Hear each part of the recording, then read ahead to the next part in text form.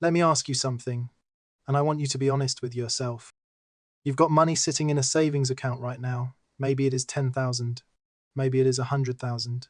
Maybe it is more.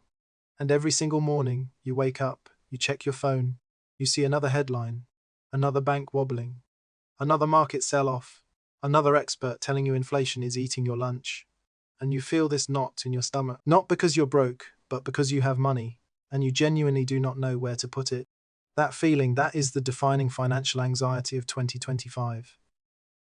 And it is not just you, it is tens of millions of people across America, across the UK, across the developed world, sitting on cash or sitting in assets and feeling absolutely zero peace of mind about any of it.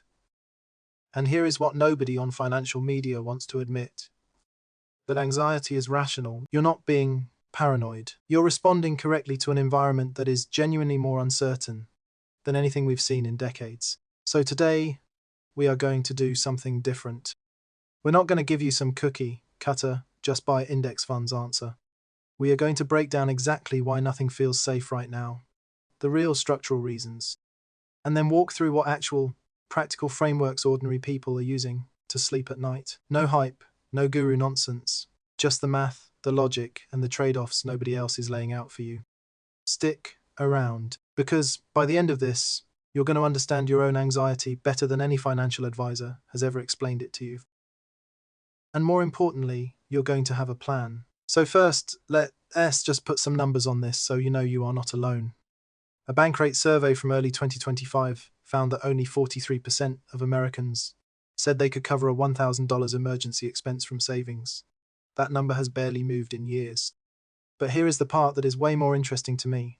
Among people who do have savings, who do have investments, a record share said they feel not very confident, or not at all confident, about their financial future. Think about that. People with money are anxious. This isn't a broke people problem. This is an everyone problem. And if you look at Google Trends data, searches for things like where to put money safely, is my bank safe, best place to park cash 2025, they have been consistently elevated since the banking mini crisis of 2023, when Silicon Valley Bank and Signature Bank went under. That event scarred people psychologically in a way that hasn't healed.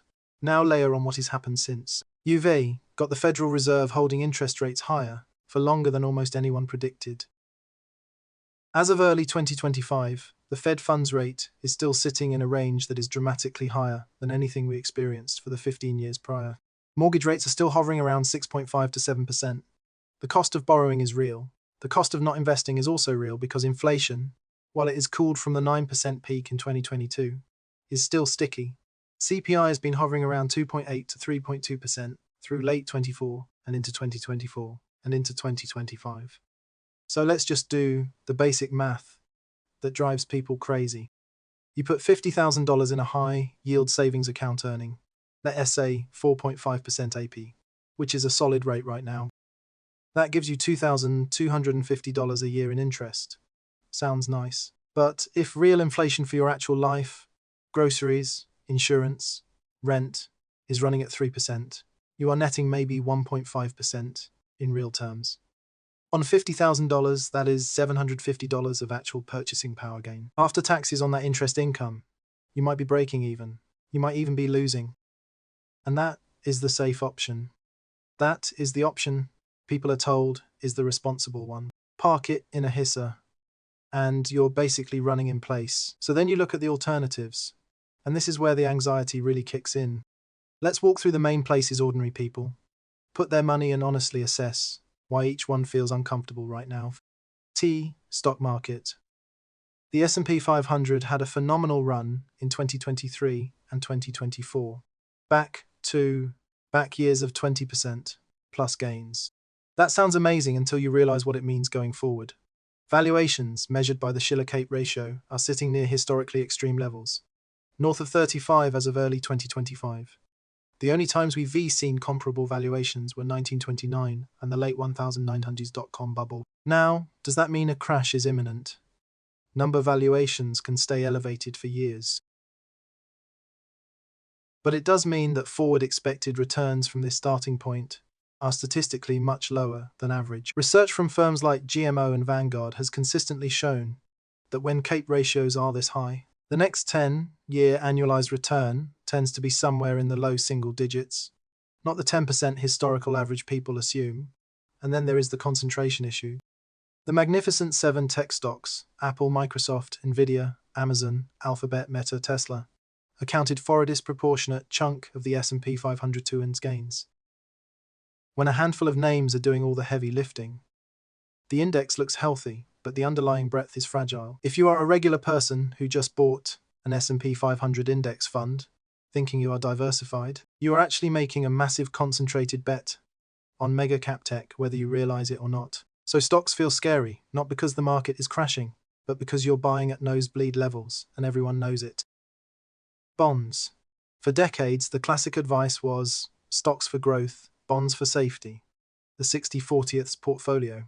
And then 2022 happened, and bonds got absolutely demolished alongside stocks. The aggregate bond index lost over 13% that year.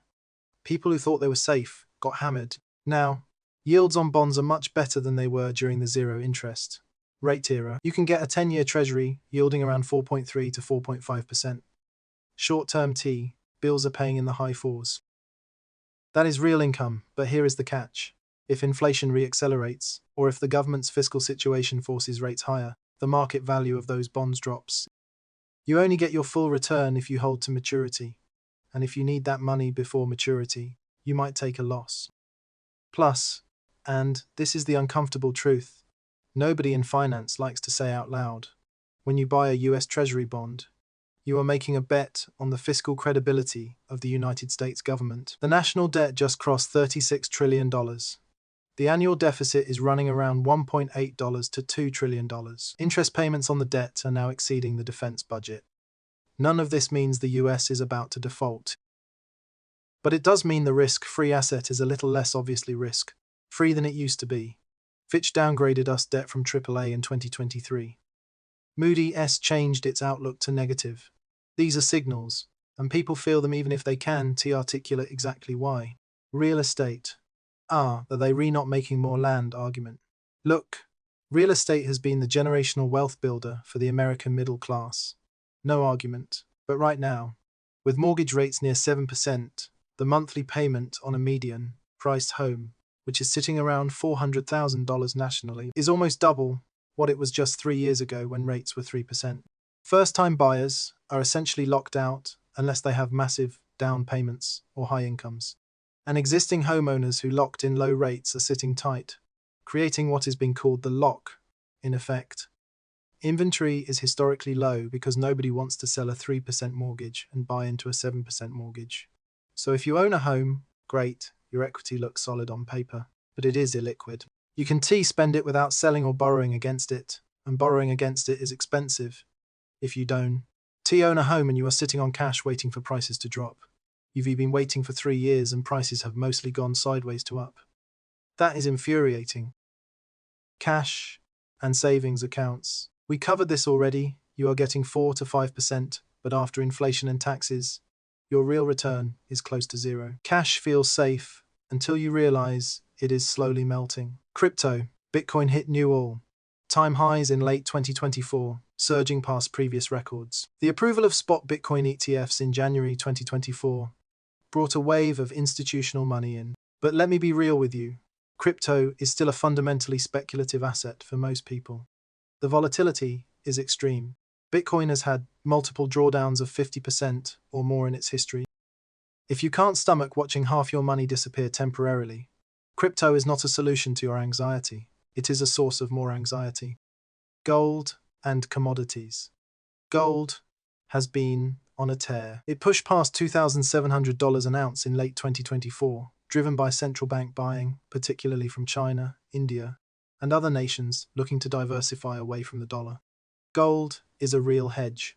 It has been a store of value for thousands of years, but it doesn't produce income. It doesn't pay dividends. It doesn't compound. Over long periods, gold roughly keeps pace with inflation, and that is about it. It is a preservation tool, not a growth tool. So you see the problem. Every single asset class has a genuine, legitimate knock against it right now. Not fear, mongering, real, structural issues. And when you lay them all out next to each other, the rational response is anxiety. You're not crazy. The environment is just genuinely difficult. Now, I want to go a level deeper because I think there is a structural reason this anxiety feels worse than it has in previous generations. And it is not just about market valuations or interest rates. There are three big forces converging right now that have never all been present at the same time. Number one, the fiscal situation is unprecedented in peacetime. The US debt to GDP ratio is over 120%. The last time it was anywhere near this level was World War II. But back then we had a young, growing population. We had the entire industrial world rebuilding and buying American goods, and we had decades of high growth ahead of us. Today, demographics are working against us. The baby boomers are retiring at a rate of roughly 10,000 per Dalton Yai. Social Security and Medicare costs are ballooning. The Congressional Budget Office projects that under current law, debt to GDP will approach 150% within 20 years. This matters because it limits the government's ability to respond to the next crisis. When 2008 happened, the government could borrow and spend aggressively because debt levels were manageable and rates were low. The next time something breaks, the fiscal toolkit is significantly more constrained. Number two, the global order is fragmenting. For 40 years, the investing thesis was simple. Globalization will continue, trade will expand, the dollar is king, and America is the center of the global financial system. All of those assumptions are now being actively tested. Tariff policy has become a centerpiece of economic strategy, regardless of which party is in power. The US has been imposing significant tariffs, and trade tensions with China are a fixture, not an anomaly. Countries are building parallel payment systems. The BRICS nations have been openly discussing alternatives to dollar-denominated trade. De-dollarization is a slow process, and the dollar is not losing reserve currency status anytime soon. But the direction of travel introduces uncertainty that simply didn't exist before. Number three, technology is creating winner-take, all economics at a pace we've never seen. AI is not a future thing, it is here. Companies are actively replacing roles. McKinsey estimated in their 2023 report that up to 30% of hours worked in the US could be automated by 2030. If you're a knowledge worker, accounting, legal research, content creation, data analysis, customer service, your income stream is less certain than it was 5 years ago. And when your income feels uncertain, every dollar of savings feels more precious, and the pressure to invest it correctly becomes almost paralyzing. These three forces, fiscal fragility, geopolitical fragmentation, and technological disruption, together create an environment where the old playbooks genuinely don't work as cleanly as they used to.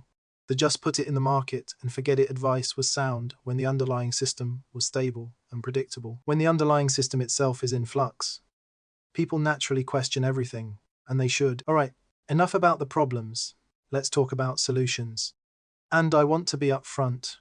There is no perfect answer. Anyone who tells you they have the one move that solves all of this is selling you something. But there is a framework that dramatically reduces anxiety while still positioning you to build wealth. And it comes down to what I think of as layered resilience. Layer 1, the fortress. This is your emergency fund, but I want you to think about it differently than the standard 3 to 6 months of expenses advice. In this environment, I'd argue you want closer to 6 to 12 months, and I'll tell you why. If there is a recession, if your industry gets disrupted, if something breaks in the economy, the recovery might not be fast. Anyone who tells you they have the one move that solves all of this is selling you something. But there is a framework that dramatically reduces anxiety while still positioning you to build wealth. And it comes down to what I think of as layered resilience. Layer 1, the fortress. This is your emergency fund, but I want you to think about it differently than the standard 3 to 6 months of expenses advice. In this environment, I'd argue you want closer to 6 to 12 months, and I'll tell you why. If there is a recession, if your industry gets disrupted, if something breaks in the economy, the recovery might not be fast. In 2020, it was fast because the government opened the money cannons. They may not be able to do that as aggressively next time. Having a larger cash cushion isn't about earning a return.